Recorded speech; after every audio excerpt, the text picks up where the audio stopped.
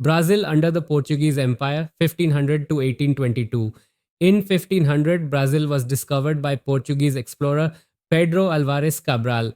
It became a vital colony for Portugal, rich in sugar, gold, and coffee.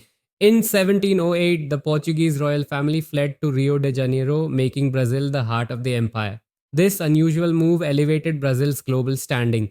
United States of Brazil, 1822 to 1967. In 1822, Dom Pedro III declared Brazil's independence and became its first emperor. In 1889, the monarchy was overthrown and Brazil became a republic named the United States of Brazil. This era saw industrialization, modernization, and a military coup in 1964. Modern Brazil, 1967 present. In 1967, Brazil was renamed the Federative Republic of Brazil. After the end of the dictatorship in 1985, Brazil returned to democracy. Today, it's a global economic and cultural power.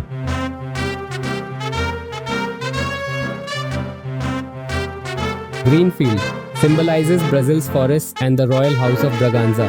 Yellow diamond represents Brazil's mineral wealth and the House of Habsburg.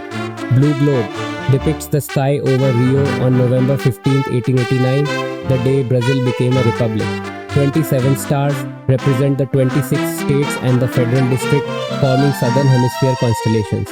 White banner features the national motto Ordine Progresso, meaning order and progress, inspired by positivist philosopher Auguste Comte. A big thank you to Suguna Devi Namala for their thoughtful comment. Want to be featured next time? Drop your thoughts down below. What's your favorite feature of the Brazilian flag? The stars, the colors, or the motto? Let us know in the comments. Thanks for watching Info on Flags Brazil from Chronicles of Geopolitics. If you enjoyed this journey through history and symbolism, like the video, comment your thoughts, subscribe for more stories from around the world. Turn on notifications so you never miss an episode.